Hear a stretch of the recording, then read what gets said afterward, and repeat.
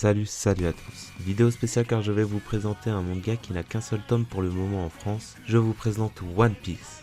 One Piece Party. J'ai été vachement mais surtout agréablement surpris par l'existence de ce manga, même si je fais partie des gens qui considèrent que One Piece ne devrait pas se contenter d'une seule série et qu'il serait plutôt cool de voir d'autres mangas se dérouler dans l'univers de One Piece. Cela est dorénavant fait avec One Piece Party, qui est scénarisé par Eiichiro Oda et dessiné par Ando Ei. Ce spin-off de One Piece est arrivé en France en novembre 2016 et le second tome n'a pas encore de date de sortie prévue. Pour vous présenter ce spin-off, je ne vais pas vous raconter l'histoire qui s'y déroule, car contrairement à certains spin-offs, One Piece Party rassemble des aventures d'un chapitre de l'équipage au chapeau de paille, durant lesquels on retrouve d'anciens personnages de la série que l'on avait presque oubliés. Et oui, Gaemon et Wednesday, tout le monde vous a oublié.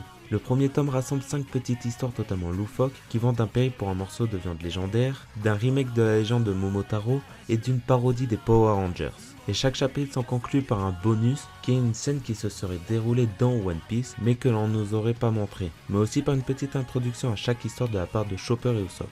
Si vous ne l'avez pas encore compris, ces aventures et ces histoires sont à prendre au second degré et à totalement détacher de One Piece. Ce que j'ai vachement apprécié de ce manga, hormis le fait que j'attendais vraiment de voir un spin-off de One Piece, c'est l'univers qui est vachement bien rétabli par les dessins d'Ando Ei, qui réussit à dessiner un environnement comme Eiichiro Oda mais avec des personnages qui sont totalement redesignés avec un côté cartoon que j'adore. Bon, après j'avoue que ça fait bizarre quand tu as l'habitude de voir One Piece dessiné par Oda, de passer au dessin d'Ando. Même si je n'ai rien avec ces dessins et que je les trouve magnifiques, mais voir marqué Ei Ando là où tu as l'habitude de voir marqué Eiichiro Oda, ça fait quand même vachement drôle. Et concernant les histoires, je les trouve juste hilarantes, car même si One Piece n'est pas un manga très sérieux, vous changerez d'avis après avoir lu One Piece Party, car il n'y a pas un moment où les personnages sont sérieux, et même en combat ils trouvent toujours une connerie à dire ou à faire, ce qui rend le manga très agréable à lire. Et même si vous n'avez jamais lu ni regardé One Piece, je pense que ce manga peut vous plaire. La seule différence est que vous ne connaîtrez pas les personnages, mais hormis ça, les références à One Piece sont très peu présentes.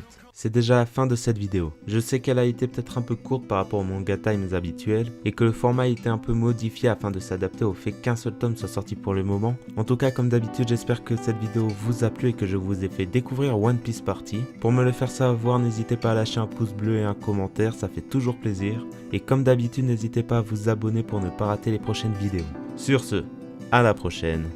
Ciao.